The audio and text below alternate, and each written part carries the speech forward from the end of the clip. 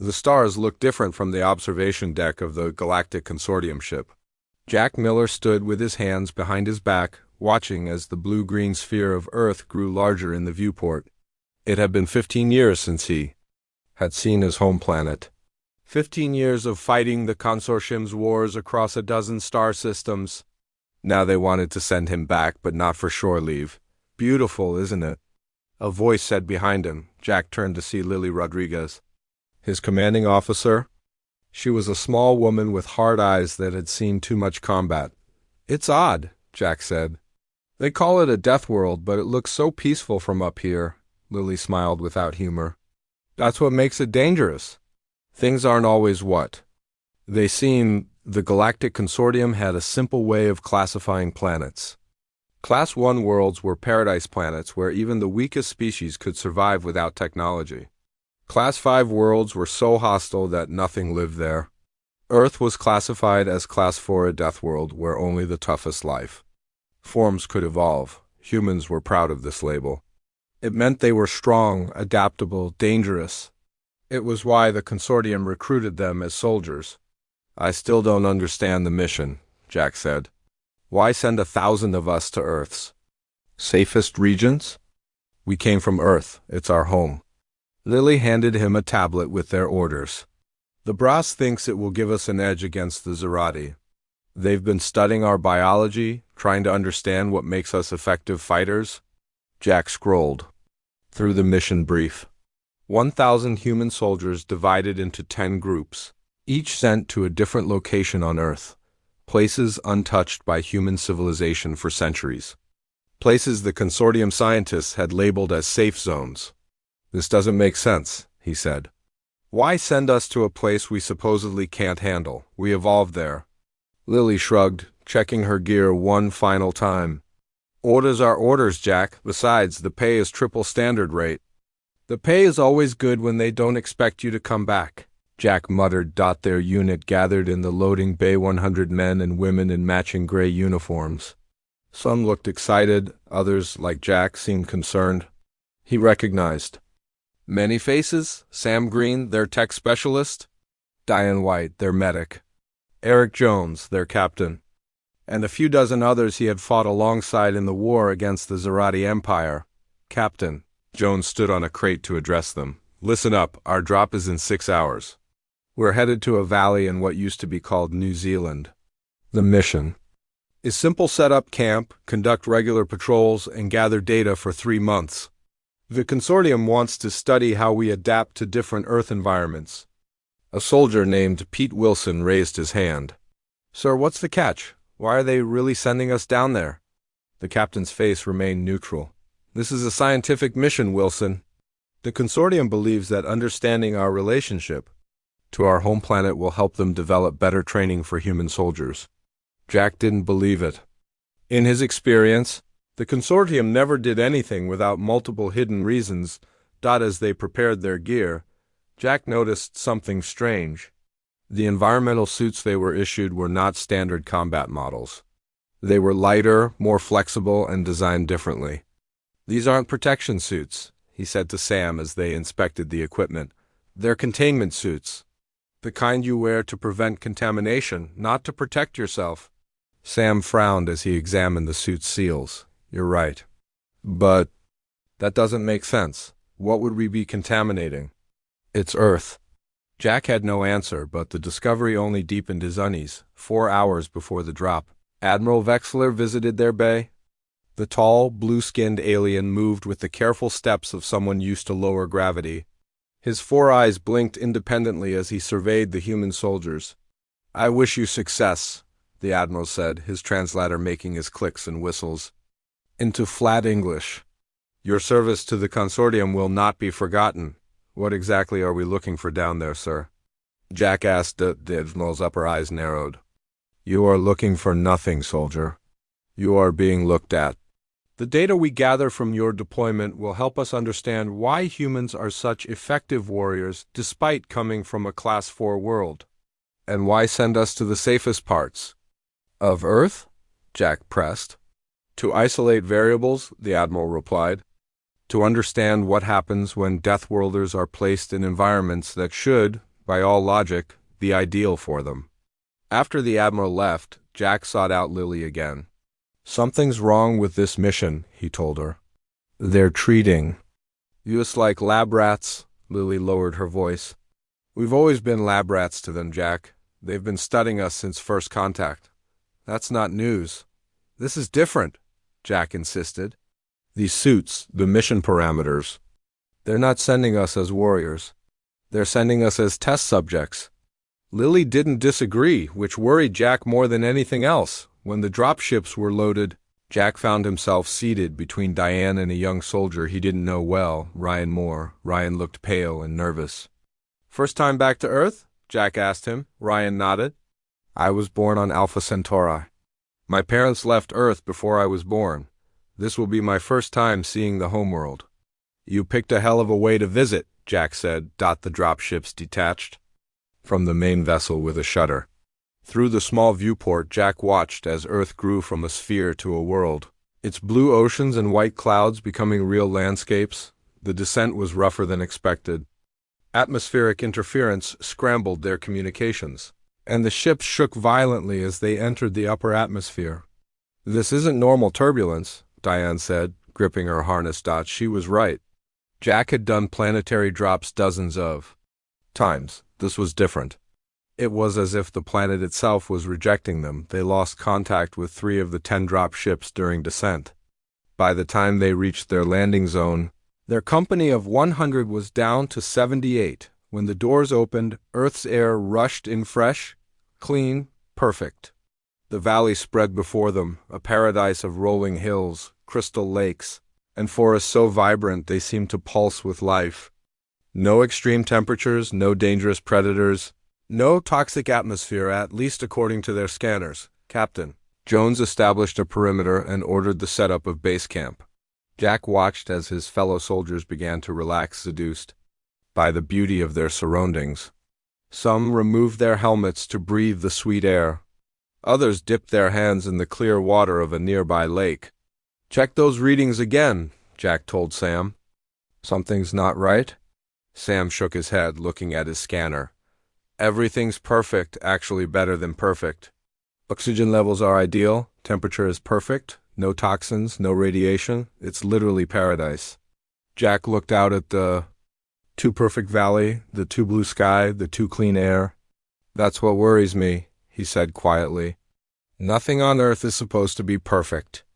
As the sun began to set, painting the valley in gold and amber, Jack couldn't shake the feeling that they were being watched, not by hidden cameras or surveillance drones, but by the land itself. Earth might have been humanity's cradle, but they had left it long ago, and Jack couldn't help but wonder if their homeworld remembered them, or if it had forgotten its children entirely. The first night on Earth was peaceful. Too peaceful, Jack thought. No insects buzzing, no night birds calling, no small animals moving in the brush. Just silence under a sky full of stars. Most of the soldiers slept well, lulled by the perfect temperature and clean air. Jack stayed awake, walking the perimeter of the camp with his rifle. He didn't know what he was watching for, but years of combat had taught him to trust his instincts. "Can't sleep?" Lily appeared beside him, her own weapon ready. "Something's wrong with this place," Jack said quietly. "It's too perfect." Lily nodded. "I know what you mean. It's like one of those fake environments they build in zoos." As dawn broke over the valley, painting the sky pink and gold, the camp began to stir. Captain Jones organized patrol groups while Sam set up monitoring equipment around the perimeter. "Standard patrol formation," Jones told them. "Groups of 4 6-hour rotations. I want constant communication and regular check-ins." Jack was assigned to patrol with Lily, Sam, and a soldier named Ben Carter. They headed east toward a line of hills that rose gently from the valley floor. The day was as perfect as the night had been. Clear skies, mild temperature, soft breeze. The grass under their boots was springy and thick, dotted with wildflowers and bright colors. "My scanner shows clean readings everywhere," Sam said, frowning at his device. "No toxins, no radiation, no dangerous organisms. Not even bacteria or viruses that would be harmful to humans." That's not possible, Jack said. Earth has millions of organisms that can harm humans. It's part of what made us strong. They reached the top of the first hill and looked back at the camp, now a cluster of gray tents beside the lake. Soldiers moved around like ants, setting up equipment and securing the area. What do you think the other groups are finding? Ben asked, taking a drink from his canteen. The ones in the other landing zones? Probably the same as us, Lily said. Perfect conditions designed to make us let our guard down. They continued their patrol, making a wide circle around the camp. By midday, they had covered several miles, and found nothing but more beautiful, empty landscape. When they returned to camp, Jack noticed that some soldiers had removed parts of their environmental suits. A few were swimming in the lake, laughing and splashing. You need to maintain suit integrity, he warned a group sitting by the water's edge. We don't know what we're dealing with yet. One of them, a woman named Kelly Foster, laughed. Relax, Miller. The air is cleaner here than on any consortium world. The water is pure. What are you so worried about? Jack couldn't explain his fear, so he walked away. He found Captain Jones in the command tent, reviewing data from the perimeter sensors. Sir, I think we should enforce full environmental protocols until we know more about this place, Jack said. Jones looked up, his face tired. The readings are all clear, Miller. There's no reason to make the troops uncomfortable in those suits when the environment poses no threat. That's what bothers me, sir. No environment is this safe, especially not on Earth. Before Jones could answer, a scream cut through the camp. Jack ran outside to see a soldier collapsed on the ground near the lake. It was Kelly, the woman who had been swimming earlier. Diane rushed to her side, medical kit in hand. But as soon as she knelt beside Kelly, it was clear that help would do no good. Kelly's eyes were open but empty, her body completely still. What happened? Jones demanded, pushing through the gathering crowd. She just fell, another soldier said, his face pale with shock. We were talking and she just stopped mid-sentence and fell over. Diane checked for vital signs, then looked up at the captain with a confused expression. She's dead, sir. But I can't tell why. No trauma, no signs of distress. It's like her body just turned off. A chill ran down Jack's spine. He looked around at the soldiers watching, many of them still with parts of their suits removed, their skin exposed to the air, the water, the soil of this too-perfect valley.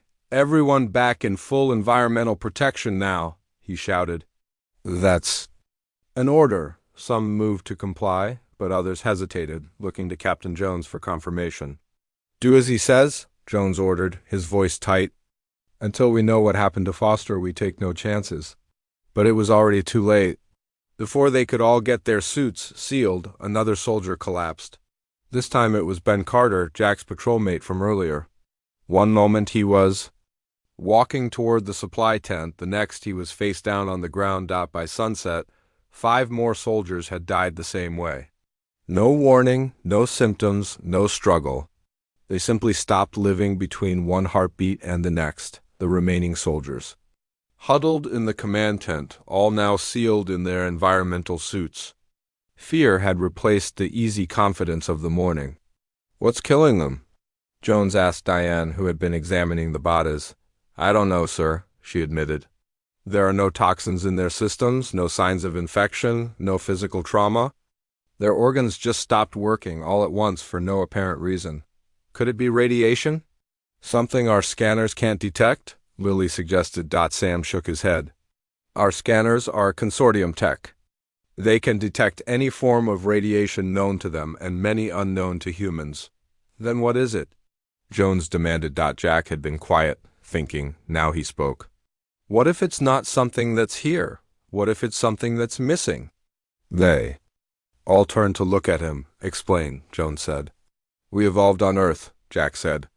Our bodies adapted to its conditions over millions of years. Then we lived on ships and other planets for generations. What if there's something here on Earth, something we need, that isn't in these safe zones?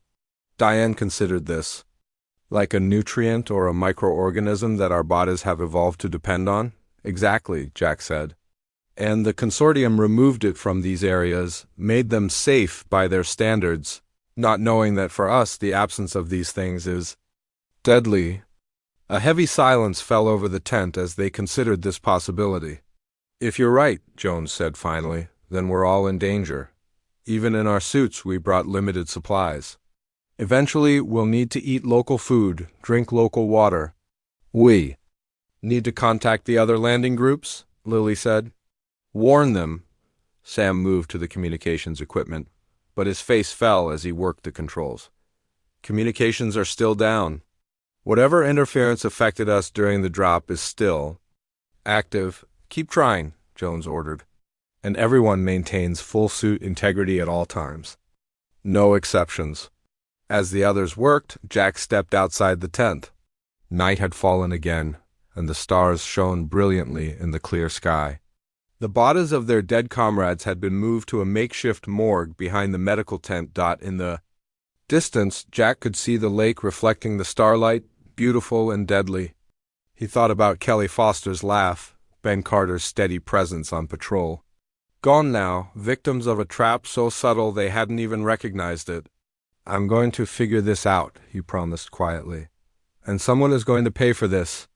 Behind him, in the command tent, another soldier collapsed without a sound. By the third morning, their number had dropped from 78 to 41. The deaths continued without pattern or warning. Some soldiers died in their sleep, others while standing watch or eating meals. There was no way to predict who would be next. Captain Jones called the remaining soldiers together in the command tent. His face was gray with exhaustion and worry. "We need to understand what's happening," he said. "Our priority is to establish contact with the other landing groups and find a way off this planet." Sam had been working on the communications equipment nonstop. "I managed to pick up some broken signals from 2 other groups," he reported. "They're experiencing the same thing. Heavy losses, no explanation. How many are left in the other groups?" Jack asked. "Hard to say for sure, but it sounds like we're all being hit equally hard," Sam replied. "If that's true across all 10 landing zones, we've lost over 700 people already." A heavy silence fell over the tent. 700 dead in just 2 days. "I've been studying the bodies," Diane said, breaking the silence. "There's something strange in their cellular structure. It's like their cells just forgot how to function."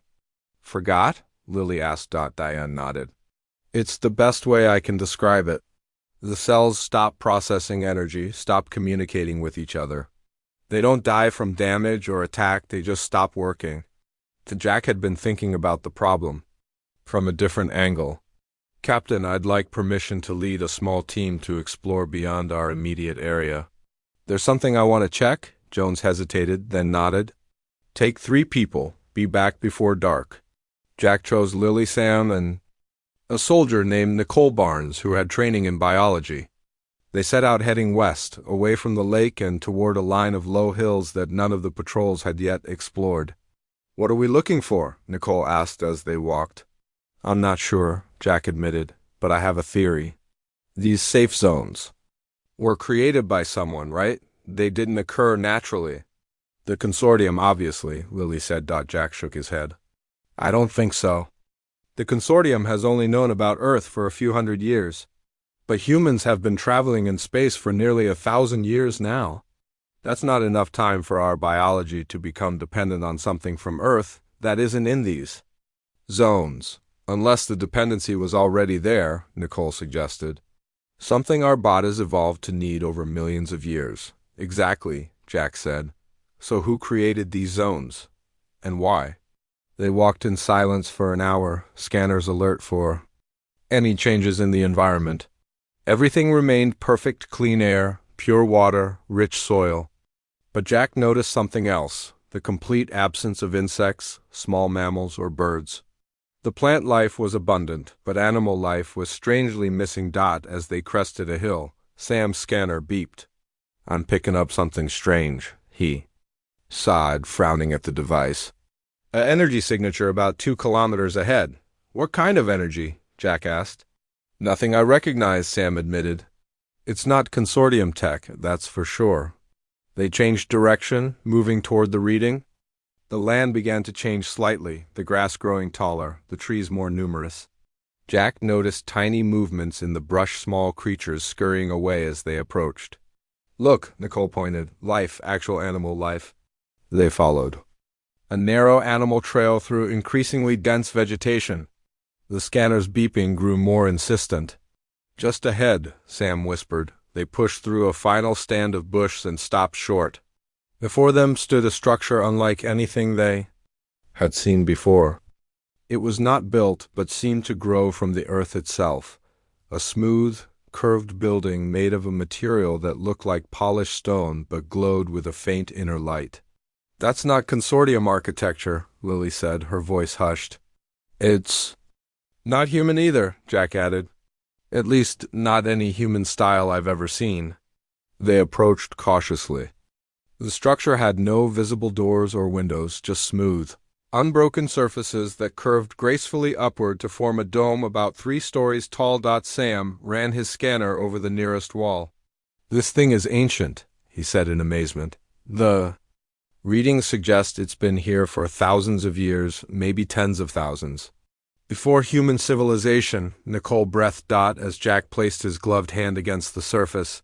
A section of the wall simply vanished, creating an opening. Soft light spilled out from inside. "It recognized you," Lily said, her rifle half raised. "Or it recognized humans in general," Jack suggested. "Come on, stay alert." They entered cautiously. The interior was a single large chamber filled with what could only be described as technology, though unlike any they had seen before. There were no hard edges, no visible controls, just flowing shapes that glowed with inner light. In the center of the room stood what appeared to be a 3-dimensional map of Earth, slowly rotating in the air without any visible support. Certain areas of the map glowed with the same soft light as the rest of the structure, 10 distinct regions scattered across the planet. "The safe zones," Sam said, moving closer to the map. "They're highlighted." Nicole had moved to examine what looked like a control panel. As her fingers hovered over its surface, symbols appeared in the air above it. "I think this is some kind of monitoring station," she said. "And these symbols, they're not like any language I've seen, but there's a pattern to them."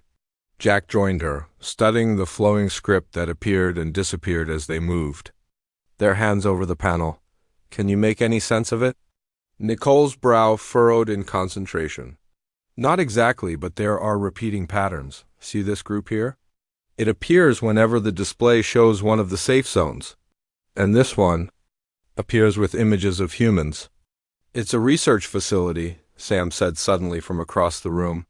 He was standing before another display that showed what looked like cellular structures. "They've been studying Earth life, including humans? Who is they?" Lily asked, still keeping watch near the entrance. "I don't think they're around anymore," Jack said. "This place feels automated, like it's been running on its own for a very long time." As they explored further, pieces of the puzzle began to fall into place. The facility contained records going back thousands of years, documenting changes to Earth's ecosystem and the evolution of its life forms. "Look at this," Nicole called. She had found a display showing human cellular structures alongside something else, microscopic organisms that seemed to be interacting with the human cells. "What are those?" Jack asked. "I think they're microbes of some kind," Nicole said. "And look what happens when they're removed." The display changed to show human cells without the microbes. The cells began to malfunction, just as Diane had described, happening in the bodies of the dead soldiers. "That's it," Jack said, the realization hitting him like a physical blow. "That's what's killing us. These safe zones have been scrubbed of specific microorganisms, ones that our bodies evolved to need." "But why would anyone do that?" Lily asked. "To study us," Sam said grimly. "To see what happens when humans are cut off from something essential to their biology, something unique to Earth." Jack's mind was racing. "We need to get this information back to camp. If Diane can figure out what these microbes do, maybe she can find a way to synthesize their effect." As they prepared to leave, a new display activated near the entrance. It showed all 10 landing zones and the life signs within them. Most zones had fewer than 30 human signatures left. Their own zone showed 41. We're dying out, Lily said quietly. All of us. Not if I can help it, Jack replied. He turned to Sam. Can you download any of this data? Sam nodded. I think so. The technology is alien, but the information is just data. Give me a few minutes. As Sam worked to transfer the alien data to his human device, Jack studied the rotating Earth map. He noticed something he had missed before. Tiny moving dots outside the safe zones, watching the perimeters. We're being observed, he said. There are monitoring stations at the edges of each zone? Consortium observers? Lily guessed. Probably, Jack agreed. Which means they know exactly what's happening to us. This isn't just an experiment, it's a death sentence. With the data downloaded, they left the ancient facility and began the journey back to camp. Jack's mind was filled with grim determination. The Consortium had sent them here to die, to reveal a weakness in human biology that could be exploited, but they had also revealed something else, a secret about Earth and humanity that had been hidden for thousands of years. A connection deeper than anyone had imagined, and Jack was going to make sure that secret didn't die with them in this too-perfect valley. The return journey to camp was tense. Jack and his team moved quickly through the perfect landscape, now seeing it for what it truly was, an artificial environment designed to study and kill humans. We need to be careful what we say when we get back, Jack told the others. If the Consortium is monitoring us, they might have listening devices in the camp. You think there are spies among us? Lily asked. Not spies, Jack said. But our equipment came from them. Anything could be. Bugged. When they reached the camp, they found the situation had worsened. 5 more soldiers had died while they were gone. Captain Jones looked like he had aged years in just a few hours. Report, he said simply when they entered the command tent. That Jack glanced at the communications equipment and other Consortium tech around them. Sir, request permission to speak outside. Jones frowned but nodded. They stepped out into the fading light of evening, moving away from the tents to stand beside a small stream. We found something, Jack said quietly. An alien structure about 2 hours west of here. It's ancient, older than human civilization. He explained what they had discovered: the monitoring station, the map of safe zones, the evidence of missing microbes essential to human biology. So we're dying because something is missing from our environment? Jones asked. Something these aliens removed? Yes, sir, Nicole confirmed. From what I could interpret, these microorganisms evolved alongside humans for millions of years. They became part of our cellular function. When we left Earth to live in space, our technology accidentally replicated their effect. How? Jones asked. Sam jumped in. My guess is that our air recycling systems, our hydroponics, our artificial environments, they all maintained conditions that allowed these microbes to survive. We didn't even know they were there or that we needed them. But in these sanitized zones, double quotes, Jones began. We're like fish out of water, Jack finished, dying from the absence of something we never knew we needed. The captain took a moment to process this. Can we synthesize these microbes? Create a substitute? Diane, who had joined them, shook her head. Not with the equipment we have here.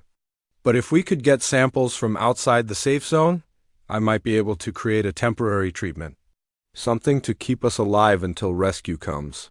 If rescue comes, Lily said grimly. Remember, the Consortium sent us here knowing this would happen. Then we need to get out of this zone, Jones decided. Find natural Earth environment where these microbes still exist. It won't be easy, Jack warned. I saw monitoring stations at the perimeter on the alien map. The Consortium is watching to make sure we stay in the kill zone.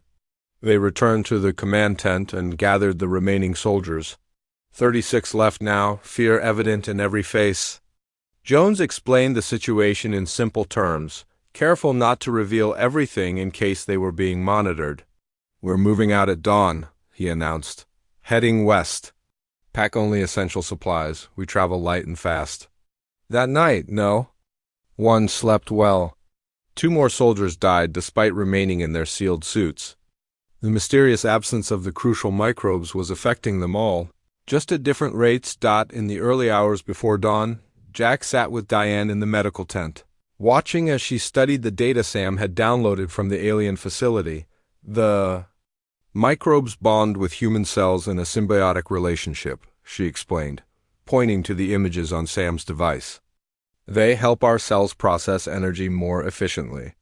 Without them, our cells gradually lose the ability to function. Can you create a treatment? Jack asked. Diane's face was grim. Maybe, if I had samples of the actual microbes. But I need to get outside the safe zone to find them. And even then, it would be temporary. Our bodies have been without these symbiotes for too long. The damage may be irreversible for some of us. As gray light began to filter through the tent walls, the camp stirred to life. Soldiers packed supplies, checked weapons, prepared to move out. There was a new sense of purpose now that they understood what they were fighting, just as they were. About to leave, Sam's jury-rigged communication system crackled to life. Double quotes dash anyone response emergency . The voice was broken, barely audible through static, but undeniably human. Sam rushed to adjust the settings, trying to clarify the signal. This is Captain Eric Jones of Earth Expedition Group 3. We read you. Identify yourself. After a moment of static, the voice came through clearer. This is Major Frank Collins, Group 7. We're down to 17 people. Something's killing us. We know, Jones replied. It's the environment. We need to get out of the safe zones. They've been sanitized of microorganisms essential to human biology. Too late for us, Collins responded, his voice fading in and out. Perimeter is guarded. We tried to break out. They shot down half our remaining people. Jack took the communicator. Major, who's guarding the perimeter? Consortium forces. Not consortium, something else. Hunters ... Designed to kill humans. Be careful. The transmission cut off abruptly. Jones tried to reestablish contact, but the line remained. Dead. We need to move, Jack said urgently. Now, if they know we figured it out, they'll try to stop us. They left the camp quickly, heading west toward the alien facility. Jack led the way, with Lily and Sam close behind. The others followed in a loose formation. Everyone on high alert. They had covered less than a mile when Nicole spotted something moving through the trees ahead. Contact, she whispered. Raising her rifle, the creature that stepped into their path was unlike anything they had seen before. It stood on two legs like a human, but its body was covered in reflective scales that shifted color to match its surroundings. Its head was elongated, with multiple eyes that moved independently of each other. Hold fire, Jack ordered softly. It hasn't seen us yet. But as soon as he spoke, all of the creature's eyes swiveled to focus on them. It made a high-pitched, trilling sound, and suddenly the forest around them seemed to come alive with movement. They hunt by sound, Lily realized. It's calling the others. Scatter, Jones shouted. Groups of 3, head west. Meet at the alien structure. The soldiers broke formation just as plasma fire erupted from the trees. 2 went down immediately. Their suits melting from the intense heat, Jack grabbed Diane and Sam, pulling them into the cover of a rocky outcropping. Plasma bolts sizzled overhead, burning the perfect grass and flowers into ash. We need to keep moving, Jack urged. Stay low, move fast, and don't make unnecessary noise. They ran in a crouch, using the terrain for cover. Behind them they could hear screams as more soldiers encountered the hunters. Jack forced himself not to look back, focusing only on getting Diane to safety. She carried the data and knowledge they needed to survive. As they ran, Jack noticed something strange. The further west they moved, the more diverse the environment became. Small insects buzzed around them. Birds called from the trees. The artificial perfection of the safe zone was giving way to the beautiful chaos of natural Earth. We're getting close to the edge, Sam whispered as they paused to catch their breath. The real Earth is just ahead. Diane was struggling, her breathing labored even inside her suit. I don't feel right, she said. Something's wrong. Jack looked at her with concern. Her face was pale, her eyes unfocused. The symbiotic microbes. had been absent from her system too long. She was beginning to shut down, just like the others. "We're almost there," he promised her. "Just a little further, and we can find what you need to create the treatment." But as they crested the next hill, they saw what waited for them, a line of the hunter creatures, standing shoulder to shoulder, forming a living barrier between them and the natural environment beyond. Behind the hunters stood a tall, familiar figure. Admiral Vexler watched impassively as the human soldiers were hunted down one by one. "They never intended for any of us to escape," Sam said quietly. "This was never just an experiment. It was an execution." Jack pulled Diane and Sam back down the hill before the hunters could spot them. They crouched in the shadow of a large boulder, breathing hard. "We need a new plan," Jack whispered. "We can't fight our way through that line." Sam pointed to their right. "The stream we crossed earlier flows from that direction. It might lead to the edge of the zone. Water would carry the microbes." It was their best chance. They moved carefully along the stream bank, keeping low and using the vegetation for cover. The sound of running water helped mask their movements. Diane was getting worse. Her steps were unsteady, and twice Jack had to catch her before she fell. Her body was beginning to shut down like the others. "Leave me," she whispered. "I'll slow you down." "Not happening," Jack said firmly. "We all get out or none of us do." They followed the stream for nearly an hour. The water grew faster and clearer, and the plant life around them became more diverse. They were getting closer to the edge of the safe zone. Suddenly Sam held up his hand, signaling them to stop. Just ahead, a hunter creature crouched by the stream, its scaled skin shifting to match the stones and water. It hadn't seen them yet.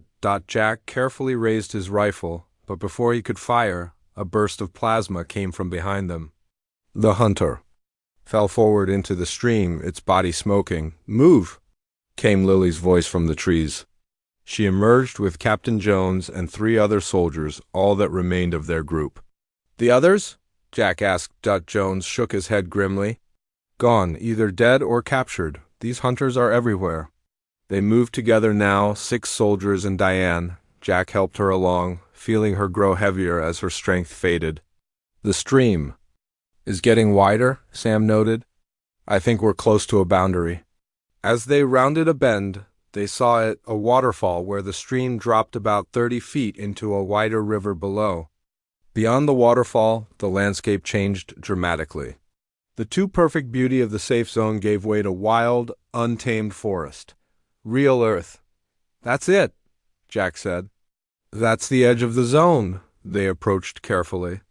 At the edge of the waterfall, the air seemed to shimmer slightly, like heat rising from hot pavement. "Some kind of barrier?" Jones said, studying it. "Maybe to keep the microbes out?" Sam scanned it with his device. "It's permeable. Water and larger objects can pass through, but it filters out microscopic particles, like our symbiotic microbes." Lily added. Jack looked at Diane, who was now barely conscious. "We need to get her through now." A trill sound from behind made them all turn. 5 hunters appeared from the trees, weapons raised. Behind them walked Admiral Vexler, his 4 eyes blinking in sequence. "An impressive effort," the Admiral said through his translator. "But ultimately futile. Why?" Jones demanded, his rifle aimed at the Admiral's chest. "Why send us here just to die?" "Knowledge," Vexler replied simply. "Humans have become too powerful, too quickly. Your adaptability makes you dangerous. We needed to understand your weaknesses. So this was never about helping the war effort." Jack said, "It was about finding a way to control us. Or destroy us if necessary." "Precisely," the Admiral agreed. "And we have succeeded. The human dependency on Earth-specific microorganisms is now confirmed. A vulnerability we can exploit across all human colonies. You killed over 900 of us for this?" Lily's voice shook with rage. "A small price for such valuable data," Vexler said dismissively. "Now lower your weapons. Your deaths are inevitable, but they need not be painful." Jack glanced at Jones, who gave a slight nod. In one smooth motion, all the soldiers opened fire. The hunters moved with incredible speed, dodging most of the shots, but the Admiral wasn't as quick. A burst of plasma caught him in the shoulder, spinning him around. "Go!" Jones shouted to Jack. "Get Diane through the barrier." "We'll hold them off." Jack didn't waste time arguing. He lifted Diane and ran for the edge of the waterfall. Behind him, the sound of plasma fire filled the air. At the barrier, he hesitated for just a moment. Then, with Diane in his arms, he leaped. They fell through the shimmering air and into the river below. The cold water shocked Jack's system. He fought to keep Diane's head above water as the current carried them downstream. When he managed to pull them both to the riverbank, Jack removed his helmet and took his first breath of real Earth air in days. It was rich, complex, alive with microscopic life. He gently removed Diane's helmet too.